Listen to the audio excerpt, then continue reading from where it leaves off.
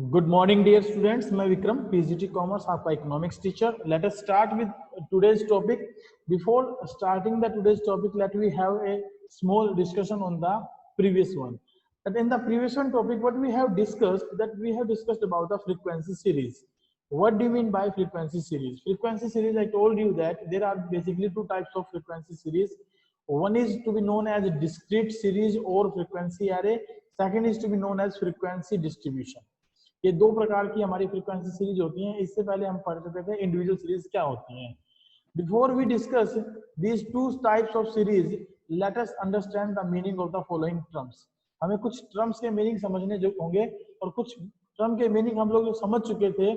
2000 basically frequency होती क्या है, that is repetition of any particular number. Class frequency क्या होती है, where class interval is to be given like 0 to 10, 10 to 20, 20 to 30, 30 to 40. These are the class frequency. And one we have discussed about the telebars. What do you mean by telebars? Telebars means the straight forward marks. हम ना एक simple जो है ना टेलीबार करने के लिए टेलीबार्स point up कर देते हैं. लाइक द आप किसे कहते हैं ना, एक पूर्ण विराम. हम एक हिंदी में एक डंडा खींच देते हैं किसी भी सेंटेंस के पीछे, किसी भी वाक्य के पीछे, तो वो एक जो पार्टिकुलर डंडा है जिसको हम टेलीबार के नाम से जानते हैं, हम वो टेलीबार यूज करेंगे. और टेलीबार में बेसिकली हमने बताया था कि अगर 4 तक अगर एक बार कोई आइटम रिपीट है तो हम एक टेलीबार का यूज करते हैं. 2 बार अगर कोई आइटम आया तो हम 2 टेलीबार का यूज करते हैं. 3 बार कोई आइटम आया तो हम 3 टेलीबार का यूज करते हैं. 4 बार कोई एलिमेंट आया तो 4 टेलीबार का यूज करते हैं. और 5वें के लिए हम इसको क्रॉस कर देते हैं. और ऐसे ही अगर 6 आ जाए तो 5 के बाद हम एक और टेलीग्राम लगा देते हैं, टेलीबार लगा देते हैं. फिर टेलीबार 7, टेलीबार 8, टेलीबार 9 और 10वें के लिए फिर से हम इसको क्रॉस कर देते हैं. This process we have learn in the last lectures. इसको हम बेसिकली 4 एंड क्रॉस मेथड के नाम से जानते हैं. हमने बात की थी इसको हम 4 एंड क्रॉस मेथड के नाम से जानते हैं बेटा. 4 and cross method, 4 and cross method कहीं लिखा भी होगा आपके टॉपिक में, मैंने कल डिस्कस किया था. 4 एंड क्रॉस मेथड, ये टेबल 8 के पास लिखा है. 4 एंड क्रॉस मेथड के नाम से इसको हम जानते हैं. इस टेबल में हमने यही कोशिश की थी कि डाटा को हम टेलीग्राम के द्वारा, टेलीबार्स के द्वारा कैसे शो करें, टेलीबार्स के द्वारा कैसे शो करें. और नेक्स्ट जो टॉपिक हम डिस्कस करने वाले थे आज, that is your discrete series. जो सीरीज थी फ्रीक्वेंसी सीरीज, उसमें हमारी पहली सीरीज है डिस्क्रीट सीरीज या फ्रीक्वेंसी एरे. डिस्क्रीट सीरीज या फ्रीक्वेंसी एरे होता क्या है, हम इसके बारे में पढ़ना चाह रहे थे. So a discrete series or frequency array is that series in which data are presented in a way that exact measurement of items are clearly shown. हम जब बात करते हैं डिस्क्रीट सीरीज की तो किसके बारे में बात करते हैं बेटा, एक ऐसी सीरीज या फ्रीक्वेंसी एरे के बारे में बात करते हैं जो कि यह बताता है, जो कि क्या बताता है कि in which data are presented, data को प्रेजेंट किया जाता है in a way that exact measurement, जो कि सही measurement they of the items are clearly shown, जो स्पष्ट तौर पर हमें आइटम्स की सही मेजरमेंट के बारे में बताए. In such series there are no class intervals. ऐसी सीरीज में हम कोई क्लास इंटरवल फॉलो नहीं करते. And a particular item in the series is numbered rather than the measured with the some range. इसमें हम पार्टिकुलरली जो आइटम्स होते हैं उनको किसी पार्टिकुलर सीरीज में जब प्रेजेंट करते थे, नंबर के द्वारा प्रेजेंट किया जाता है, ना कि किसी रेंज के द्वारा प्रेजेंट किया जाता है. Let us understand with this example how to write the discrete series. discrete series को लिखा कैसे जाता है, इस एग्जांपल से हम समझने की कोशिश करते हैं. इलिस्ट्रेशन हमें गिवन है 20 students of class 9th 11th have secured the following marks.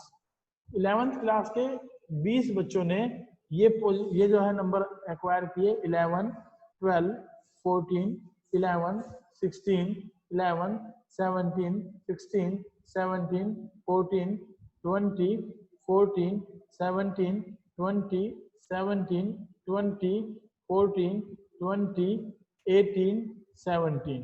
ये 20 बच्चों के नंबर है हमारे पास. Present the data as frequency array.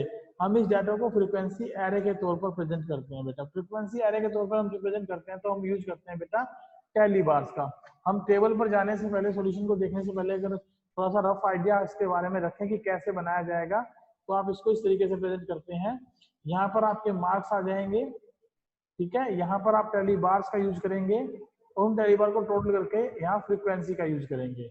ये हमारा x से डिनोट हो जाएगा, इसको हम ब्रैकेट में लिख देंगे मार्क्स, ये हमारे मार्क्स हैं इस तरीके से, ठीक है। यहाँ पर हम लिख देंगे टैली बार्स, टैली बार्स जो कि हम यूज करने वाले हैं to for the counting of the data, तो टैली बार्स को हम यहाँ यूज कर लेंगे। और यहाँ पर हम दिखा देंगे फ्रीक्वेंसी, एफ से डिनोट कर देंगे, दैट इज आवर फ्रीक्वेंसी, उसे हम फ्रीक्वेंसी के नाम से जानते हैं, और एक लाइन लगा देंगे। तो इस तरीके से टेबल बनाएंगे। आइए देखते हैं टेबल को हम जो है ना सोल्व आउट करने के लिए किस तरीके से लिखते हैं। मान लीजिए मैं 11 को जो है ना काउंट करना चाहता हूँ, 11 कितना है, तो मैंने यहाँ लिख लिया 11। अब 11 के लिए टैली बार लगाते जाइए, एक 11 के लिए मैंने लगा लिया एक टैली बार, नेक्स्ट दूसरे 11 के लिए मैंने लगा दिया 2 3 और 3 ही है, तो एक टैली बार, 2 टैली बार और तीसरा टैली बार, और टोटल काउंट करके हम लिख देंगे 3। This will be called as presentation of data in discrete series. Let us see the solution now, कि हम इसको देख बनाते कैसे हैं। ये इसका सॉल्यूशन है, देखिए 11 को इसने प्रेजेंट करने की कोशिश की, 3 टैली बार लगाते हुए टोटल करके लिख दिया इनको 3। 12 केवल एक ही बार रिपीटेड था, तो 1 14 4 बार आया है, तो 4 टैली बार और टोटल करके 4। 16 2 बार आया है, तो 2। 17 5 बार आया था, तो 4 टैली बार लगाकर एक बार हमने क्या कर दिया, क्रॉस कर दिया, तो टोटल हमारे पास आ गए 5। 18 एक बार आया है, तो 1, एंड 20 4 बार आया है, तो 4 लगाते हुए हमने इसको 4 मेंशन कर दिया, 4 है हमारा, ठीक है। तो इस तरीके से टोटल जो बने हमारे फ्रीक्वेंसी, वो कितनी बनी टोटल फ्रीक्वेंसी 20, क्योंकि स्टूडेंट्स भी कितने हैं 20 ही हैं, 20 स्टूडेंट्स हैं, तो 20 स्टूडेंट्स हैं तो 20 ही टोटल काउंटिंग में फ्रीक्वेंसी आएगी। फ्रीक्वेंसी का टोटल सम कितना होगा 20 होगा, ध्यान रखिएगा, क्योंकि 20 हमारे पास टोटल स्टूडेंट्स थे। तो इस तरीके से हम इसको शो करेंगे। तो आई होप आपको डिस्क्रीट सीरीज में यदि डाटा गिवन हो तो प्रेजेंट करना अच्छे से समझ में आया होगा, उसको आप प्रेजेंट कर पाएंगे। बाकी आपका ये रीडिंग पोर्शन है, कहीं से तो मैं आपको बता देता हूँ, अदरवाइज आप जो है इसको रीड करेंगे। आइए डिस्कस करते हैं फ्रीक्वेंसी डिस्ट्रीब्यूशन पर। What is frequency distribution actually. जब फ्रीक्वेंसी डिस्ट्रीब्यूशन की बात की जाती है तो बेटा generally we are using the class interval. हम क्या यूज करते हैं उसके लिए, क्लास इंटरवल यूज करते हैं। Class interval basically standing for, जैसे 0 से 5, 5 से 10, 10 से 15, यानी कि मान लीजिए 5 बच्चे ऐसे हैं जिनके नंबर जो है 1 2 4 और 3 इस तरीके से दिए, मान लीजिए कुछ बच्चों के नंबर। तो ये जो रेंज होगी इनकी वो 0 नंबर से लेके 5 नंबर तक की रेंज होगी, जिसमें 5 को हम इंक्लूड कर भी सकते हैं और 5 को हम छोड़ भी सकते हैं, बट इट डिपेंड्स अपॉन कि what type of series we are taken. अगर हम बात करते हैं इंक्लूसिव सीरीज की तो हम 5 को काउंट करेंगे, अगर हम बात करते हैं एक्सक्लूसिव सीरीज की तो हम 5 को छोड़ देंगे। ये दो प्रकार की हम जो ना सीरीज को, फिर फ्रीक्वेंसी डिस्ट्रीब्यूशन को आगे डिस्ट्रीब्यूशन जब पढ़ेंगे तो इसके बहुत सारे टाइप्स आएंगे। उनमें 2 टाइप ये भी हैं कि इंक्लूसिव सीरीज है या एक्सक्लूसिव सीरीज है। अगर 5 को हम शामिल करके चलते हैं तो that will be termed as inclusive series, उसे हम इंक्लूसिव सीरीज के नाम से जानते हैं। अगर हम 5 को छोड़ देते हैं तो that is to be known as exclusive series. ये हम आगे आने वाले टॉपिक में डिटेल से डिस्कस करेंगे कि इंक्लूसिव सीरीज क्या होती है, एक्सक्लूसिव सीरीज क्या होती है और कैसे ये बनाई जाती हैं। फिलहाल के लिए हम यहाँ पर क्लास इंटरवल लेकर चलेंगे। It is that series in which items can not be exactly measured, जिनमें हम आइटम्स को एग्जैक्टली मेजर नहीं कर सकते, तो उसको क्या बोलते हैं हम फ्रीक्वेंसी डिस्ट्रीब्यूशन सीरीज के नाम से जानते हैं। The items assumes a range of values are placed within the range of limits. In the other words, data are classified into different classes with a range. The range is called class intervals, और उस range को हम class interval के नाम से जानते हैं। Each item in the series written against a particular class interval by the way of tally bars. The number of times an item occurs is shown as frequency against the class intervals to which that item belongs. तो ये particularly जो कहता है, तो हमने जैसे हमने बात की डिस्क्रीट सीरीज में, वैसे ही हम यहाँ पर भी हम अपनी जो है डाटा को कंस्ट्रक्ट करते हैं। जैसे कि एक एग्जांपल हम यहाँ लेते हैं। एग्जांपल में हमें दिखाया गया है, टेबल में आप देख सकते हैं क्लास इंटरवल्स दिए गए हैं 10 से 15, 15 से 20, 20 से 25, 25 से 30, 30 से 35, 35 से 40, 40 से 45 और 45 से 50। ये सीरीज जो है हमारे पास, जो हमारे पास पीछे नंबर दिखाए गए थे, जो हमने एक टेबल देखी थी पीछे, टेबल थी 2.4 करके टेबल थी हमारी, उस टेबल में डाटा दिया गया था स्टूडेंट्स का, इसके कितने मार्क्स आए। तो उस फ्रीक्वेंसी डिस्ट्रीब्यूशन को हम यहाँ शो करना चाह रहे हैं। 10 से 15 नंबर कितने बच्चों के आए। टोटल 4 बच्चों के हैं तो 4 टैली बार लगा दिए और यहाँ लिख दिया 4। 25 से 30 नंबर कितने बच्चों के आए, 5 बच्चों के आए तो 4 टैली बार लगाकर 1 में हमने क्रॉस कर दिया, तो ये हमारे पास आ गए 5 बच्चों के।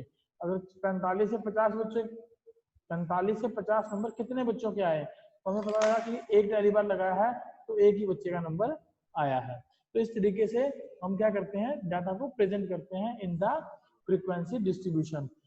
यहाँ पर मैं एक बार रिस्पॉन्स लेना चाहता हूँ बेटा आप सभी से, प्लीज रिस्पॉन्ड योरसेल्फ। क्या आपको डिस्क्रीट सीरीज और फ्रीक्वेंसी डिस्ट्रीब्यूशन को क्रिएट करना समझ में आया, कैसे क्रिएट करेंगे? Yes sir. सभी बताएं एक बार मुझे। Yes sir. बेटा 1-2 बच्चों की आवाज से बात नहीं बनती। Yes sir. Yes sir. Thank you very much. Late us start the new one topic. आगे हमारा नया टॉपिक है कंसेप्ट ऑफ रिलेटिव फ्रीक्वेंसी। ये जो हमने पॉइंट लिखे हैं ये थ्योरेटिकल कंसेप्ट आप इसको यहाँ रीड कर लेंगे, ये वही है जो मैंने आपको ऊपर डिस्कस किया है। What is concept of relative frequency. Next concept इसमें हमारा है रिलेटिव फ्रीक्वेंसी होती क्या है। अगर हम बात करें कंसेप्ट ऑफ रिलेटिव फ्रीक्वेंसी की, तो रिलेटिव फ्रीक्वेंसी का मतलब है if the frequency values are expressed as percentage of the total frequency we get relative frequencies। Example के तौर पर मान लीजिए ऊपर वाली टेबल में हमारे पास फ्रीक्वेंसी का टोटल है 30 बच्चों के हमारे पास नंबर थे 4 5 8 5 4 2 1 1। और अगर हमें रिलेटिव फ्रीक्वेंसी कैलकुलेट करनी है तो इंडिविजुअली हम हर एक फ्रीक्वेंसी का परसेंटेज कैलकुलेट कर लें कि टोटल में से वो कितने परसेंट है। टोटल फ्रीक्वेंसी आप देखिए जरा इस टेबल में, ये जो टोटल दिया है ये वाला टोटल, ये वाला जो फ्रीक्वेंसी का पोर्शन है इसको हम यदि सम करते हैं that will be known as summation is equal to 30। ये 30 बनकर आएगा मेरे पास, और इस 30 के आधार पर यदि मैं एक लाइन यहाँ और लगा लूं और यहाँ लिख दूं relative frequency RF, relative frequency अगर मैं यहाँ मेंशन कर देता हूँ तो मेरा डाटा किस तरीके से प्रेजेंट होगा। ये 4 जो है वो टोटल फ्रीक्वेंसी का कितने परसेंट है, तो 4/30 मल्टीप्लाइड बाय 100, 4/30 मल्टीप्लाइड बाय 100 से हम इसको मल्टीप्लाई करा देंगे तो मेरे पास क्या निकल कर आ जाएगा बेटा, relative frequency of the 10 to 15 marks. कि 10 से 15 नंबर लेने वाले जो है टोटल जो 30 बच्चे हैं उनमें से कितने परसेंट बच्चे हैं, that is to be known as relative frequency. और इस तरीके से हम बाकी फ्रीक्वेंसीज की कैलकुलेशन यहाँ पर कर लेंगे। सो आई होप रिलेटिव फ्रीक्वेंसी का कंसेप्ट आपको समझ में आ गया। चलिए नेक्स्ट बात करते हैं, what is the difference between the frequency distribution and frequency array. Frequency array is your discrete series. जो डिस्क्रीट सीरीज होती है और फ्रीक्वेंसी डिस्ट्रीब्यूशन जो होता है उन दोनों में क्या अंतर है, इसके बारे में हम लोग डिस्कस करना चाहते हैं। इसके बारे में हम यहाँ थोड़ा सा पॉइंट पढ़ेंगे। आइए देखते हैं कैसे इनमें हम डिफरेंशिएट कर सकते हैं। दोनों आपको पता है बेटा कि both frequency array as well as frequency distribution shows the arrangement of data with frequencies as variables corresponding to different values of some x variable. The difference lies in the fact in case of frequency arrays the x variable must be a discrete variable. x variable कैसा होना चाहिए, discrete variable होना चाहिए। In the case of frequency distribution x variable जो है it should not be a discrete variable, rather it is distribution with different class intervals. Here is an example for both of these. अगर हम दोनों के बारे में बात करें तो हम कैसे कह सकते हैं फ्रीक्वेंसी डिस्ट्रीब्यूशन और फ्रीक्वेंसी एरे में क्या डिफरेंस है। Frequency distribution generally class interval को कंसीडर करता है जिसमें कि हम एग्जैक्टली ये मेजरमेंट नहीं कर सकते कि डाटा कितना है या उसको एग्जैक्टली मेजर नहीं किया जा सकता, जबकि फ्रीक्वेंसी एरे के अंदर हम एग्जैक्टली मेजरमेंट कर सकते हैं, जबकि एग्जैक्टली मेजरमेंट कर सकते हैं। चलिए एक टेबल के द्वारा हम इसको सीखने की कोशिश करते हैं कि टेबल हमें क्या बताती है, इसके बारे में समझते हैं। सबसे पहला पॉइंट रखते हैं फ्रीक्वेंसी एरे के बारे में। जब हम बात करते हैं फ्रीक्वेंसी एरे, तो आपके पास एक्स वेरिएबल होता है, जैसे एक है, 2 है, 3 है, 4 है, 5 है। या वाई वेरिएबल में अगर हम बात करें तो जैसे 50 है, 70 है, 90 है, 120 है, 200 है। Here values of x variable are discrete values showing rating by the students of their principal. Values of y variables are the frequency corresponding to the different values of x variable. तो ये तो हमारा हो गया x variable, ये हमारी हो गई फ्रीक्वेंसी। ये बताते हैं कि भाई हमारे पास जो x वेरिएबल में हमने शो किया है वो तो ये दिखाया कि जो स्टूडेंट्स हैं, स्टूडेंट्स को हमने रेटिंग दी है 1 2 3 4 5 करके, उसमें जो की फ्रीक्वेंसी है वो 50 स्टूडेंट्स रैंक 1 पर, 70 रैंक 2 पर, 90 रैंक 3 पर, 120 रैंक 4 पर, इस तरीके से प्रेजेंट किए गए हैं। जबकि फ्रीक्वेंसी डिस्ट्रीब्यूशन को अगर हम समझें तो फ्रीक्वेंसी डिस्ट्रीब्यूशन में हमारे पास क्या गिवन है, एक्स सीरीज में तो हमें क्लास इंटरवल दी गई है, you can say that is the data of, it can be of marks और any kind of another data. तो ये स्टूडेंट से रिलेटेड अगर बात करें तो मार्क्स का डाटा मानेंगे, 5 से 10 नंबर कितने बच्चों के हैं, 10 से 15 नंबर कितने बच्चों के, 15 से 20 नंबर कितने बच्चों के हैं, 20 से 25 नंबर कितने बच्चों के हैं। और उसमें हमारी जो वाई फ्रीक्वेंसी है वो है 10, वो है 8, वो है 15, वो है 20, यानी इतने इतने नंबर इतने इतने बच्चों के हैं। Let us discuss about this one. Here x variable does not show discrete values, rather it is shows a range of values or different class intervals, like daily pocket money of the students of class 10 between rupees 5 to 10 or between rupees 10 to 15 or between rupees 15 to 20. Values of y variable shows the frequency.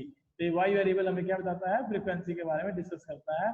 ये हमारे पास class interval में कुछ भी हो सकता है। इनकी जैसे इन्होंने बताया कि इनकी ये क्या है, पॉकेट डेली पॉकेट मनी है, हम इनको मार्क्स के तौर पे कंसीडर कर सकते हैं, डेली एक्सपेंडिचर के तौर पे कंसीडर कर सकते हैं। तो इतने बच्चे जो कि 5 से 10 रुपए खर्च करते हैं वो 10 बच्चे हैं, जो 10 से 15 रुपए खर्च करते हैं वो 8 बच्चे हैं, जो 15 से 20 रुपए खर्च करते हैं वो 15 बच्चे हैं, और जो कि 20 से 25 रुपए खर्च करते हैं वो 20 बच्चे हैं। इस तरीके से हम इनको प्रेजेंट कर सकते हैं। इनमें बेसिक जो डिफरेंस है वो क्या है कि जो डिस्क्रीट डाटा होता है उसमें किसी प्रकार की कोई क्लास इंटरवल नहीं होती, और जो फ्रीक्वेंसी डिस्ट्रीब्यूशन होता है उसमें हम क्लास इंटरवल को कंसीडर करके चलते हैं। आइए कंसीडर करते हैं what is size of class. आने वाले क्वेश्चंस में हम लोग बार बार इसके बारे में पढ़ेंगे, साइज ऑफ क्लास क्या होती है। साइज ऑफ क्लास का सिंपल सा मतलब है कि आपके पास जो डाटा अवेलेबल है उनके जो इंटरवल्स है या वो जो डाटा है उसकी विड्थ क्या है, यानी वो डाटा किस रेंज में लाई करता है। साइज ऑफ क्लास का मतलब सपोज करिए कि 12th कॉमर्स हमारे पास है, उसमें 7 बच्चे हैं, 11th कॉमर्स हमारे पास उसमें 12 बच्चे हैं, तो 12 बच्चों का जो टोटल साइज है उस क्लास का, उसमें भी अगर हम एक फ्रीक्वेंसी बांटते हैं तो either we can write in discrete series, either we can write in frequency distribution. हो सकता है कि मान लीजिए 11th क्लास के अंदर 12 बच्चे हैं, तो जो 0 से हम ये कहें कि 60 मार्क्स कितने बच्चों के आते हैं, तो उनमें हो सकता है 3 बच्चे आए, 60 से 120 मार्क्स या 100 मार्क्स कितने बच्चों के आते हैं, उसमें सकता है कि 5 बच्चे आए, बाकी रिमेनिंग उससे हायर सीरीज में चले जाएं। तो ये क्लास इंटरवल को डिफाइन कर देता है। साइज ऑफ क्लास मतलब number of data in a class और क्लास इंटरवल और the width of the class. If range the difference between highest value and lowest value is called 100 and number of class is 20। मान लीजिए कह रहा है किसी class के अंदर हाईएस्ट मार्क्स किसी बच्चे के 100 आए हैं और लोवेस्ट मार्क्स मान लीजिए 40 ले लेता हूँ, 40 आए हैं लोवेस्ट मार्क्स, तो इन दोनों के बीच का जो डिफरेंस होगा बेटा that will be called as our range. तो हम 40 से 100 में से 40 माइनस करते हैं तो 60 will be called as our range. देखिए यहाँ से इसमें दोबारा कंटिन्यू करते हैं, लिखा है the difference between highest value and lowest value that is to be called as range. उसे हम रेंज के नाम से जानते हैं। रेंज क्या होती है, किसी भी सीरीज में हाईएस्ट वैल्यू और लोवेस्ट वैल्यू का जो डिफरेंस होता है वो रेंज कहलाता है। मान लीजिए 100 नंबर ऑफ क्लासेस में 20 and the number of classes is 20, then size of the class will be 5. तो अगर मान लीजिए किसी क्लास में 100 बच्चे हैं और एक क्लास के अंदर हम 20 बच्चों को इंक्लूड करते हैं, इस कंसेप्ट में जो क्लास वर्ड मैं यूज कर रहा हूं that is your class interval. बेटा मैं ये कहना चाह रहा हूं कि मान लीजिए 100 बच्चे हैं आपकी क्लास में और मैं चाहता हूं कि इनकी मैं क्लास इंटरवल डिस्ट्रीब्यूट करूं, तो मैंने एक क्लास इंटरवल में सपोज करिए 20 0 से 20 की मैंने एक क्लास बना ली और 20 से 40 की मैंने दूसरी क्लास बना ली और 40 से 60 की मैं तीसरी क्लास बना लेता हूं एंड सो ऑन। इस तरीके से मान लीजिए मैं चलता हूं तो कुल कितनी क्लासेस बनेगी हमारी, 100 को 20 से डिवाइड कर देंगे तो 5 क्लासेस बनेगी। तो ये एग्जांपल के थ्रू ये बताना चाहता है कि देयर विल बी 5 क्लासेस। तो साइज ऑफ क्लास क्या होगा हमारा, टोटल जो रेंज है, टोटल नंबर ऑफ स्टूडेंट्स कितने हैं dividing by number of classes, तो हमारे पास आ जाएगा S standing for size of class, R standing for range and standing for number of classes, 100 dividing by 20 that will be equal to 5। तो 5 जो है ना हमारे पास साइज ऑफ क्लास आ जाएगा। Total हमारे पास 5 क्लासेस हैं, नंबर ऑफ क्लासेस आ जाएंगे। तो नंबर ऑफ क्लासेस यदि आपसे कोई पूछ ले किसी भी क्वेश्चन के अंदर तो आपको बताना हो तो आप आसानी से बता सकते हैं। देखिए यहाँ पर देखिए मेरे पास जो है 5 से 10, 10 से 15, 15 से 20, 20 से 25, टोटल जो नंबर ऑफ साइज है साइज ऑफ क्लास है वो कितना है 4। 4 क्लासेस बेसिकली मेरे पास यहाँ पर बनी हुई है, तो number of size of class कितना बनेगा 4 बनेगा। अगर इसको हमें कैलकुलेट करना है तो टोटल नंबर ऑफ फ्रीक्वेंसी को आप जोड़ कर लीजिए कितनी बनती है, देख लीजिए 20, 15, 35, 35 और 8 बेसिकली बन गए 43 और 10 53। 53 को हमने जो है ना डिवाइड किया कि हमारे पास जो है नंबर ऑफ क्लासेस हमने 4 लिए हैं, सॉरी एक क्लास में जो डाटा लिया हमने वो कितना लिया है, पार्टिकुलरली हमने सपोज करिए कि यहाँ पर डाटा ले लिया 10 यूनिट्स का, तो 10 यूनिट्स में हम इंक्लूड करना चाहते हैं क्विज में, तो 10 से इसको डिवाइड कर देंगे तो नियर अबाउट 5 क्लासेस हमारी मेंटेन हो जाएंगी। तो 5 क्लासेस हम यहाँ मेंटेन भी कर सकते थे।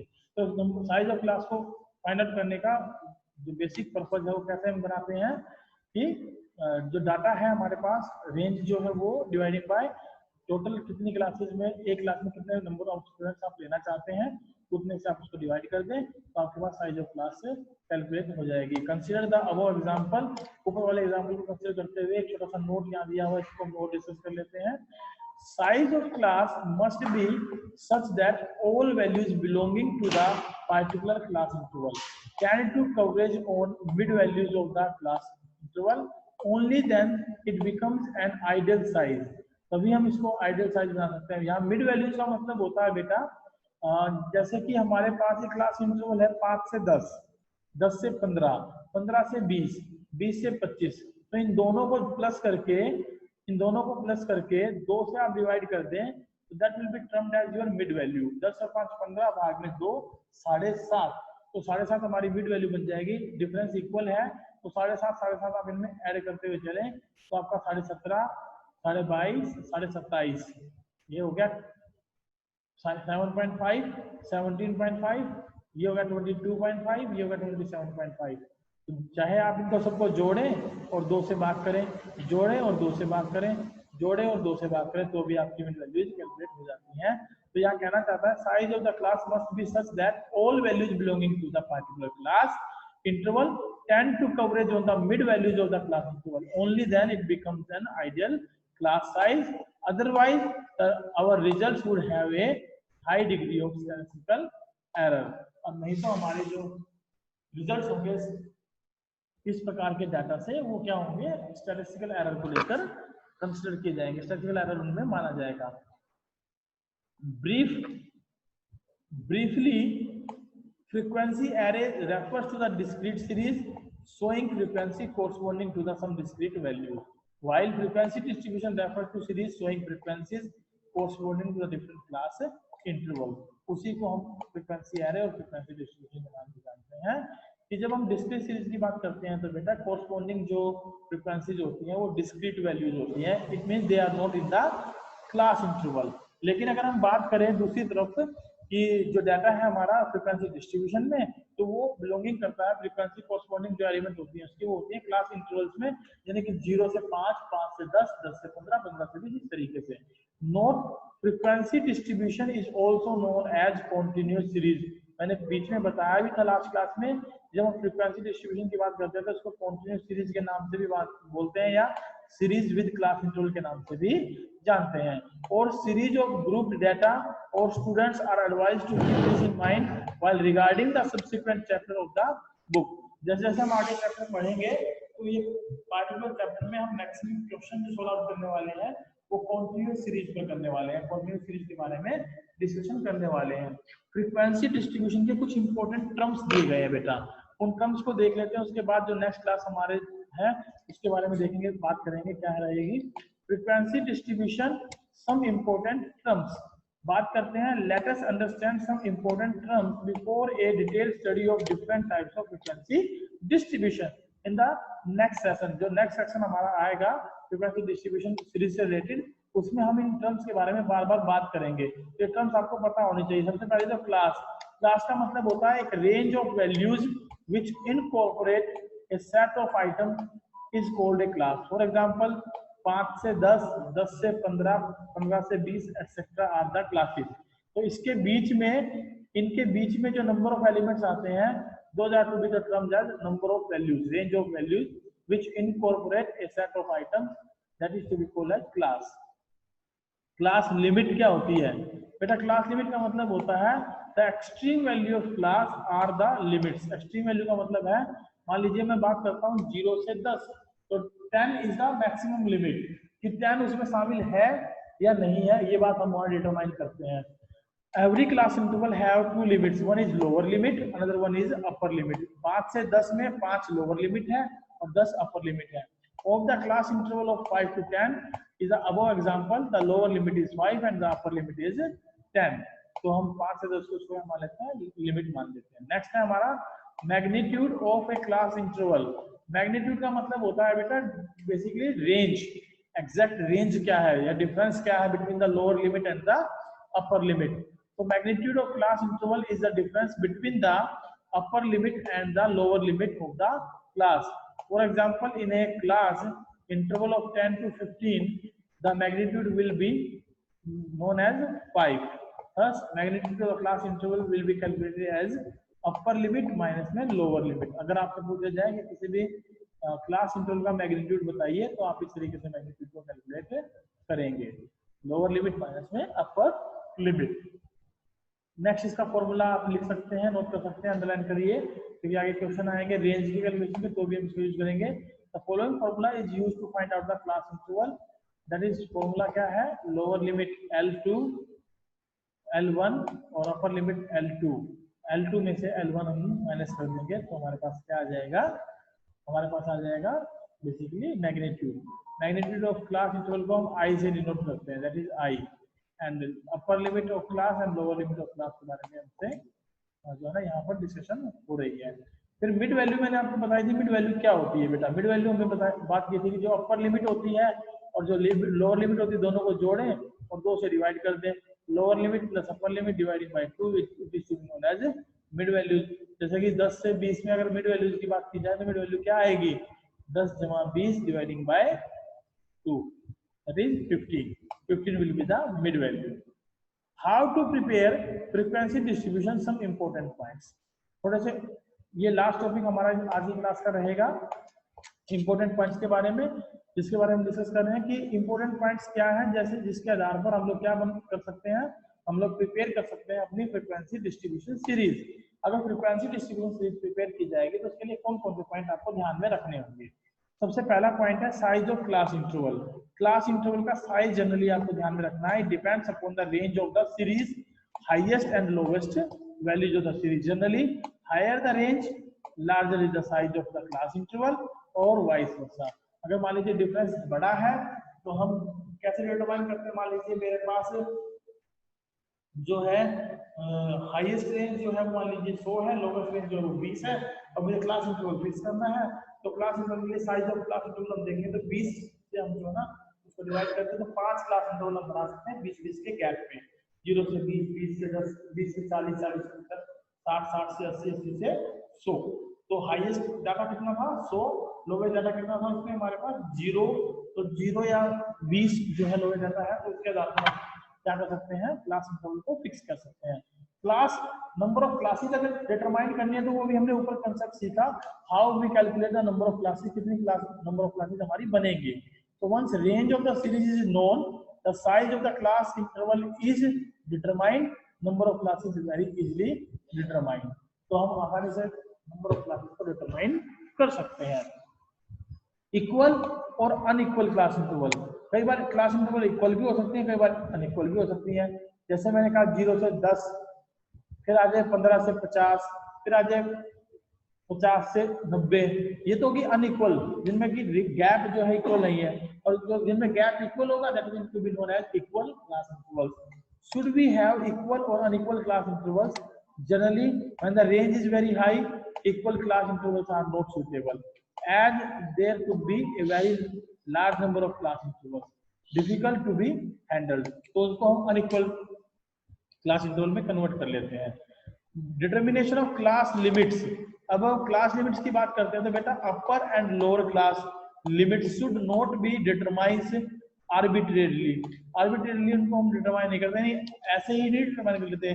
These limits should be so determined that frequencies corresponding to the class interval tend to concentrate around middle values of the class interval. It means कि अगर कोई भी क्लास इंटरवल आपको दी है तो उसमें जो हम मिड वैल्यूज निकालना चाहते हैं तो इस प्रकार की मिड वैल्यू होनी चाहिए जो कि पूरी क्लास इंटरवल की मिड वैल्यू के इक्विवेलेंट को, पूरी क्लास इंटरवल की मिड वैल्यू को रिप्रेजेंट करे। Finding the frequency of each class, किसी भी क्लास की फ्रीक्वेंसी को यदि हमें फाइंड आउट करना है तो frequency of an observation refers to the number of times that observation occurs in the raw data.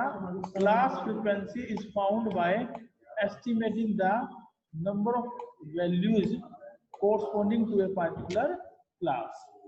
तो जो फ्रीक्वेंसी ऑफ ईच क्लास हम फाइंड आउट करते हैं वो कैसे करते हैं बेटा, कि जो ऑब्जर्वेशंस होती हैं उनको हम नंबर ऑफ टाइम्स ऑब्जर्वेशन को ढूंढते हैं और उनके साथ टैली बार्स का यूज करते हैं और उनको टोटल करके लिख लेते हैं, वो हमारी फ्रीक्वेंसी ऑफ ईच क्लास हम कंसीडर करते हैं। नेक्स्ट जो क्लास हमारी रहेगी वो रहेगी types of frequency of distribution पर। तो types of frequency of distribution में हम लोग किसके बारे में बात करेंगे बेटा, हम बात करेंगे कि ये जो है कितने प्रकार की होती है। तो इसको 5 प्रकार से डिस्ट्रीब्यूट किया गया है, exclusive series, inclusive series, open ended series, cumulative frequency series, mid value series. तो ये 5 सीरीज बहुत इंपॉर्टेंट है आने वाले चैप्टर्स के लिए। जो सेंट्रल टेंडेंसी का जो चैप्टर आएगा बेटा उसमें इन 5 सीरीज का बहुत ज्यादा एक्सेसिव